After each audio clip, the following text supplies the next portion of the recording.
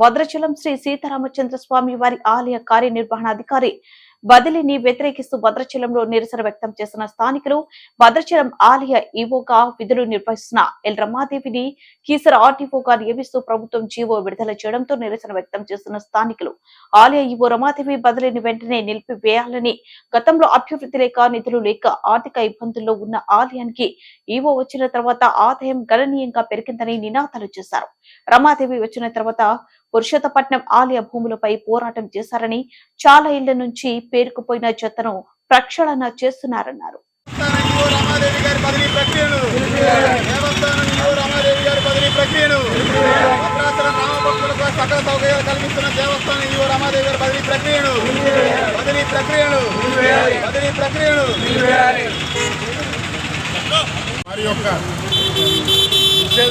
Of చేయాలని చెప్పి మేము భద్రాచల పట్టణ పౌరులుగా సీనియర్ సిటిజన్గా ఈ యొక్క సమస్య మీద మేము స్పందిస్తూ మాట్లాడటం జరుగుతుంది. మరి అందరూ కూడా